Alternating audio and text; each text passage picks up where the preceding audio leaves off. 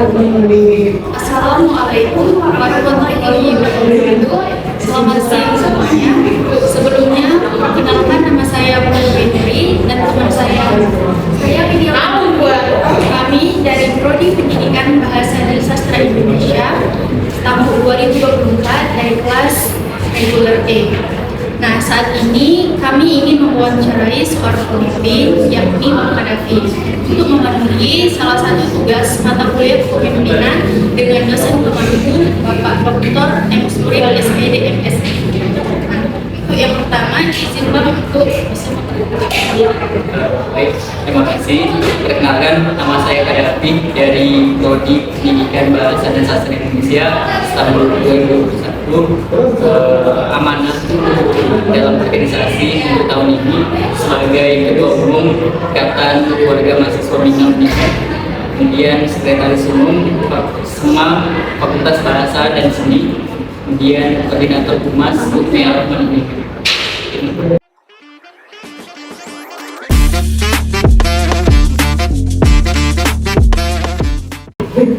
Pertama Bang, kami ingin bertanya, apa sih motivasi Abang untuk menjadi seorang pemimpin? Motivasi saya menjadi seorang pemimpin, saya ingin berdampak dan bermanfaat bagi orang lain. Jadi ketika sesuatu hal yang kita inginkan, ada memiliki beberapa cara, termasuk menjadi seorang pemimpin. Jadi menurut saya ketika kita menjadi seorang pemimpin, otomatis kita memiliki hak yang hanya kita yang memiliki.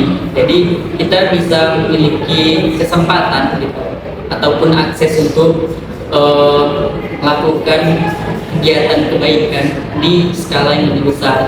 Maka dengan itu alasan saya ataupun dasar saya ingin menjadi seorang pemimpin. Jadi saya ingin mewarnai lingkungan sekitar saya, bukan diwarnai ini. Selama menjadi seorang pemimpin, tentunya kita menghadapi yang namanya tantangan. Nah, selama masa jabatan pimpinan Abang, apa aja tantangan yang pernah menghadapi? Untuk tantangan, sebenarnya pada umumnya organisasi itu memiliki kesamaan dalam permasalahan yang ada. Jadi kalau secara umum ataupun secara universalnya, tingkat keaktifan anggota.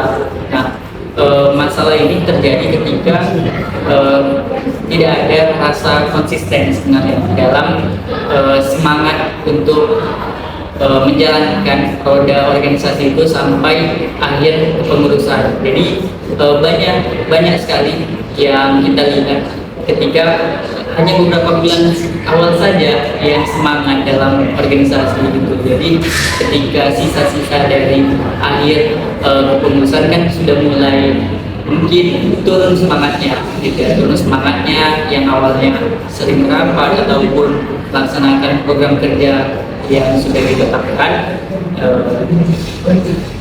memiliki perbedaan yang ada kan gitu.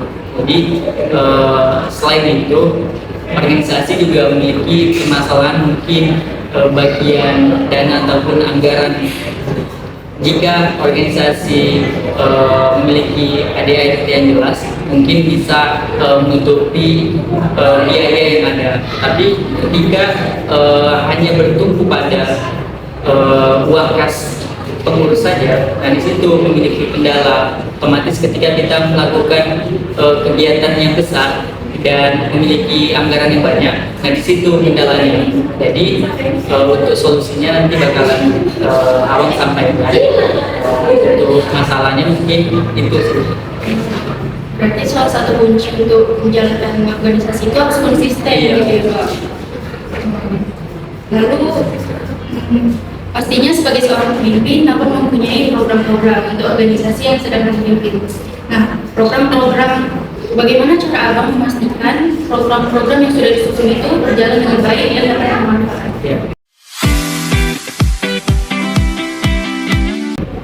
di organisasi biasanya ya pada umumnya itu pasti ada musyawarah kerja ataupun muker. Nah disitulah setiap departemen, setiap bidang itu menyampaikan program kerjanya. Ketika semua ataupun peserta musyawarah itu sepakat untuk menyepakati program kerja itu akan dilaksanakan oleh departemen ataupun bidang. Nah, disitulah seluruh elemen yang ada di organisasi itu untuk turut serta. Jadi bukan karena departemen A yang memiliki program kerja, departemen yang lain tidak terlibat. Nah, di situ sebenarnya ketegasan dan cara pemimpinan dari seorang pemimpin lah yang bisa untuk mengarahkan agar seluruh program kerja itu dapat dipastikan berjalan, dan yang paling penting itu buat timeline kegiatan. Jadi ketika kita membuat program kerja, kita harus sebenarnya sudah detail tuh dari nama kegiatannya apa, kemudian tujuannya itu apa, sasaran dari tujuannya itu apa saja, apakah masyarakat atau mahasiswa saja, kemudian anggarannya berapa, kemudian tanggal pelaksanaannya itu kapan. Nah, kenapa dibuat rinci? Agar kegiatan di departemen satu dengan yang lain tidak terjadi di minggu yang sama. Iya, tidak bertabrakan. Jadi ketika di minggu yang sama memiliki program kerja lebih dari satu, itu mungkin agak memberatkan organisasi itu untuk menjalankan kedua-duanya. Karena pada intinya kan organisasi itu kan tim, jadi bukan hanya berharap pada departemen aja, kita berharap kepada seluruh anggota yang ada di organisasi. Berarti tanggung jawab seorang pemimpin ini sangat besar ya untuk memastikan program-program berjalan dengan lancar. Untuk yang selanjutnya pertanyaannya, kan abang sekarang ini menjadi mahasiswa di Universitas Indonesia. Nah pastinya susah untuk membagi waktu. Yang mana abang kan ketua ya, sebagai ketua. Nah pertanyaannya bagaimana abang mengatur waktu antara kewajiban akademik sebagai ketua himpunan dan kegiatan pribadi?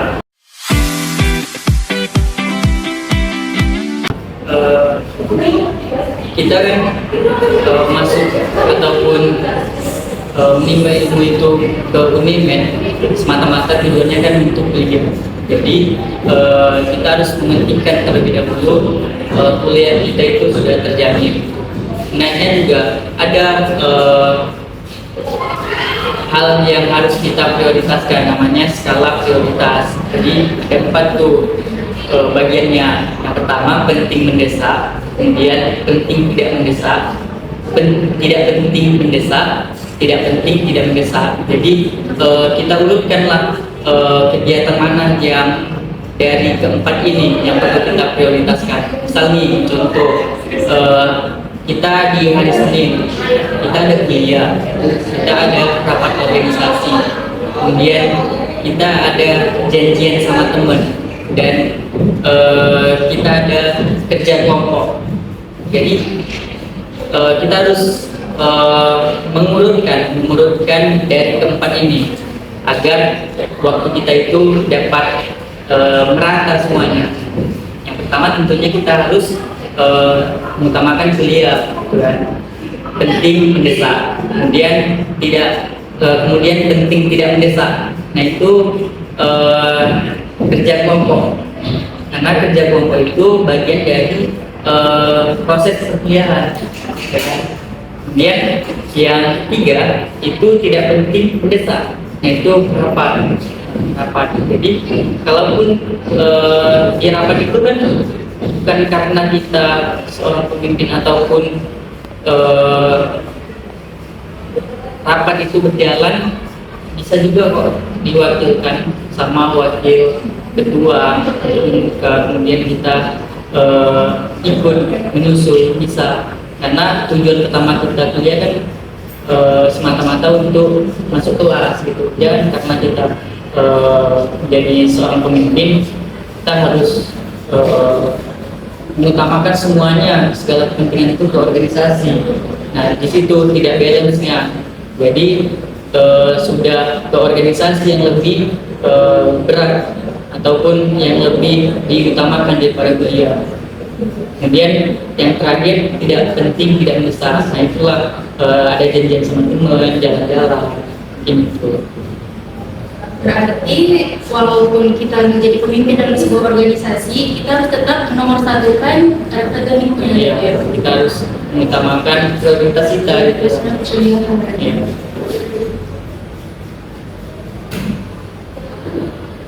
Untuk pertanyaan selanjutnya, pernahkah ada program atau kegiatan yang tidak berjalan sesuai rencana? Lalu apa yang menyebabkan hal tersebut dan bagaimana abang menangani hal tersebut?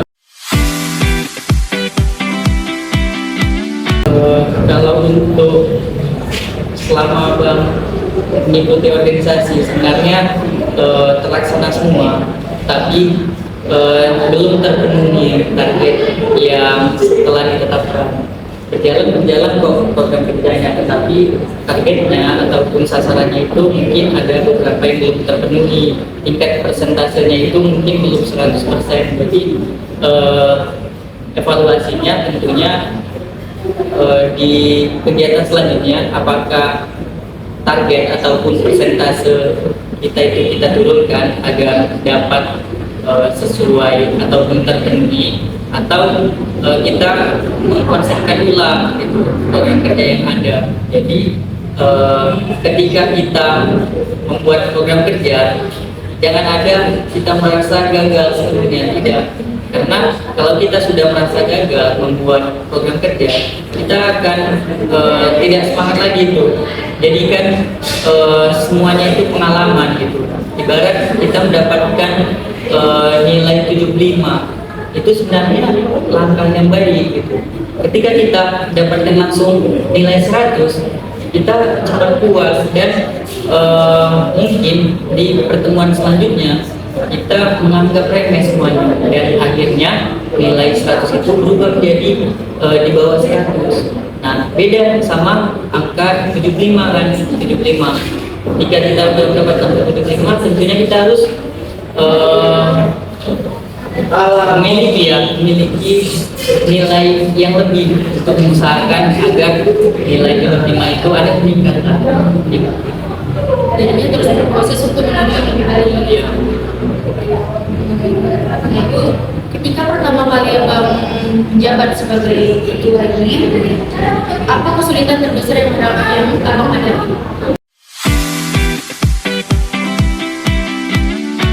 Kesulitannya menyesuaikan program kerja ataupun cara kita untuk tetap konsisten kepada anggota-anggota kita, ataupun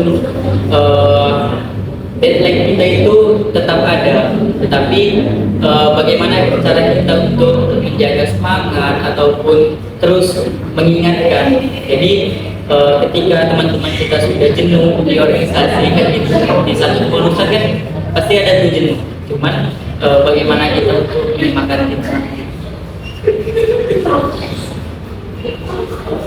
Apa pesan atau nasihat yang ingin abang sampaikan untuk generasi penerus abang?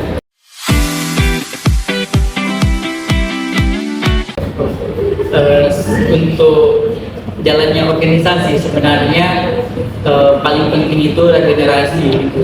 Jadi ibarat ketika kita memiliki pengurusan yang hebat di salah satu tahun, misalnya tahun ini, tidak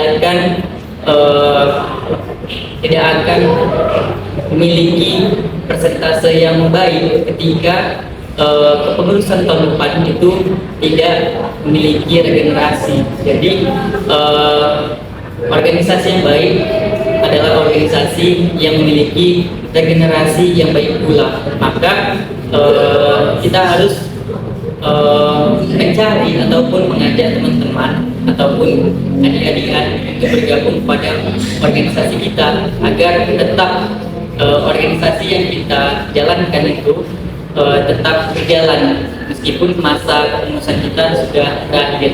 Dan abang sarankan juga kepada kalian juga untuk mengikuti organisasi itu, meskipun di semester 2 atau semester 3 tidak masalah, bahkan di semester ini. Jadi ketika di perkuliahan itu hanya mengutamakan ilmu ataupun akademiknya saja, tetapi kita tidak memiliki pengalaman untuk berinteraksi dengan orang lain ataupun memiliki relasi. Nah, itu sangat disayangkan. Jadi kesannya ikuti organisasi itu tidak apa-apa jadi anggota terlebih dahulu. Nanti ketika kita sudah diamanahkan dari orang lain, dan di situ harus menerima dengan tanggung jawab yang ada. Itu aja memberikan kerja. Ternyata Bang Kadafi ini keren sekali ya. Dengan di samping menjadi ketua, ternyata juga memprioritaskan yang namanya akademik. Dan dari apa yang kita dengar dari Bang Kadafi, pikiran saya menjadi lebih terbuka, terutama mengenai organisasi. Sekian wawancara kami mengenai kepemimpinan. Kami tutup. Wassalamualaikum warahmatullahi wabarakatuh.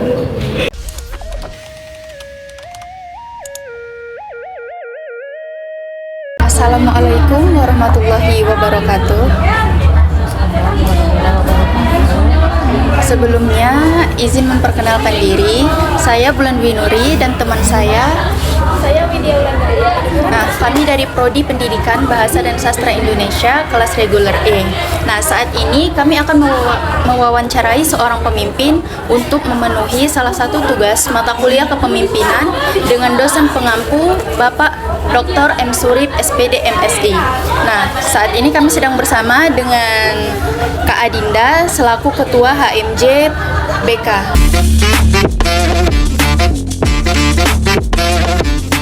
Nah, izin kakak untuk memperkenalkan diri terlebih dahulu. Baik, perkenalkan nama saya itu Adinda. Saya jurusan BK Stambu 2022 dan saat ini kebetulan saya diamanahkan sebagai Ketua Umum HMJ BK.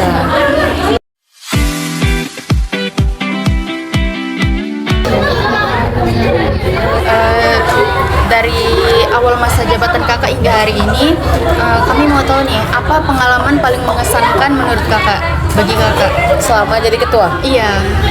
hal yang paling mengesankan tuh pasti dalam manage waktu ya, itu pasti. Terus yang kedua paling mengesankan itu bisa yang biasanya kita nih ngikut nih, kata orang kita yang ngikut, kita yang diperintah. Nah, sekarang nih kayak kita yang jadi pedoman nih, kayak ibaratnya kita yang jadi pokok utama dalam suatu organisasi. Ketika kita memimpin berhasil, berjayalah itu HMJ begitu kan. Nah, mungkin itulah pengalaman terkesannya kayak gitu selama jadi ketua.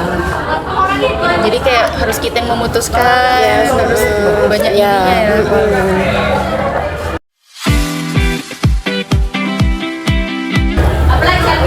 Pertanyaan selanjutnya, bagaimana kakak memastikan program tersebut dapat berjalan dengan Biasanya tuh memastikannya pasti setiap bulanan pasti ada rapat bulanan, di mana rapat bulanan itu pasti ngebahas proja yang akan dibahas, yang proja yang akan dilaksanakan dan proja yang sudah dilaksanakan. Jadi kayak dari proja yang udah dilaksanakan, apa nih evaluasinya dari proja itu kayak gitu kan. Jadi bisa nih kita mengevaluasi untuk proja selanjutnya. Itu juga bakal ada pembahasan proja yang akan dilakukan dari setiap bidangnya. Nah, itu pasti menyampaikan proja terdekatnya apa. Terus setelah disampaikan proja terdekatnya, butuh nggak panitia untuk kegiatan ini, besar nggak gitu. Kalau memang besar ya udah kita bahas nih sama-sama lagi gitu. Jadi memastikan itu kita pasti setiap bulannya ada rapat bulanan.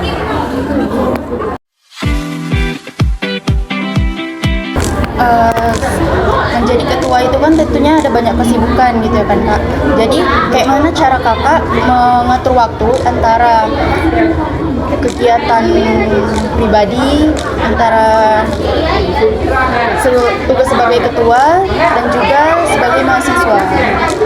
Sulit sih sebenarnya ya, sulit karena banyak nih hal-hal yang kayak belajar kadang bentrok sama telepon untuk ngurus sesuatu atau apa itu sulit, cuman bisa kalau dijalaninya dengan niat ya gitu kan. Karena kan harus pandai lah berbagi waktu kayak gitu. Misalnya memang karena di organisasi kita seorang pemimpin pasti yang kita dahulukan adalah masalah di organisasi kita dulu begitu kan. Cuman belajar tetap harus itu yang utama karena kan kita tujuannya ke kampus untuk belajar, organisasi setelah belajar.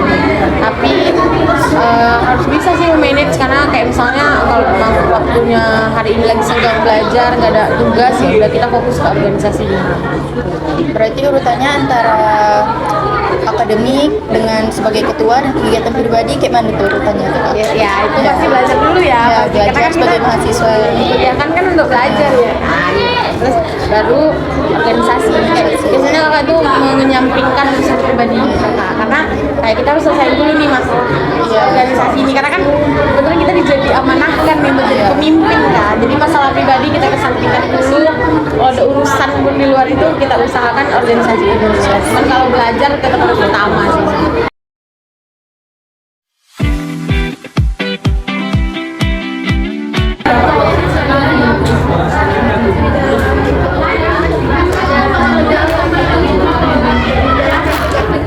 Bagaimana Kak mengatasi Kendala ya. Ya pertama pasti nanya lagi kan tadi kan ada evaluasi kan gitu kan. Nah pasti setelah evaluasi itu kita bahas lagi masalahnya besar enggak. Kalau masalahnya cukup besar kita bakal mencarinya sama-sama kayak gitu kan. Jadi kayak apa nih masalahnya? Terus mungkin masalahnya sebelumnya anggotanya kurang aktif. Mungkin kita follow up lagi, kita bangun kedekatan dengan anggotanya untuk bisa nih ayo semangat lagi nih kita ngejalanin prokja, banyak nih prokja kita belum selesai kayak gitu. Biasanya kakak tuh ngadepin kendala gitu kayak ngasih afirmasi positif sih sama anggotanya kayak bisa kita buat, bisa kita selesaikan pasti gitu karena kayak kadang itu kita butuh afirmasi positif ya.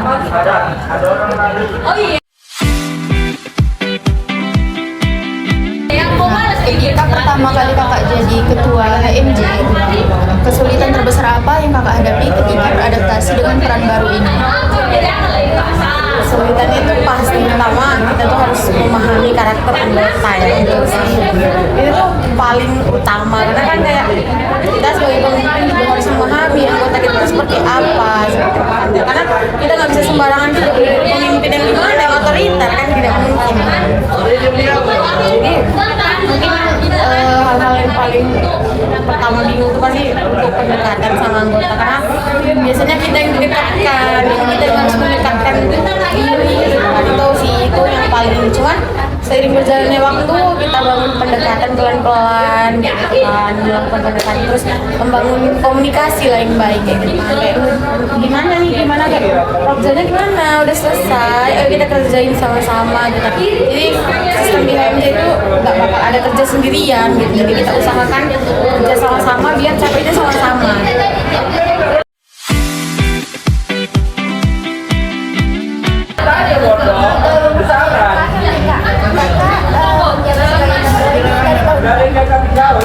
Dari tahun 2024 ya dilantik di bulan 4. Kedepannya nih untuk akan datang apa pesan yang sampaikan kepada generasi Pasti mungkin next stepnya itu kakak mengimbau untuk lebih aware lagi sama anggotanya karena di lingkungan kita mahasiswa sekarang ya itu tuh udah rendah minat organisasi. Jadi menjadi seorang pemimpin itu susah banget karena apa ya, ada yang nanti tiba-tiba nggak aktif, tengah-tengah tiba-tiba keluar, tiba-tiba bermasalah itu tuh. Jadi kakak harap ketua selanjutnya itu harus bisa lebih aware lagi sama anggotanya, terus lebih bisa membuka relasi lebih besar lagi karena ketua ini ketua umum itu bukan hanya harus membangun relasi di kampus tapi di luar, karena biar kita butuh orang, butuh masa di luar. Jadi itu sih, terus ketua selanjutnya juga harus bisa lebih baik lagi dalam proses memanage waktu gitu, karena itu menjadi kendala semua orang. Baik,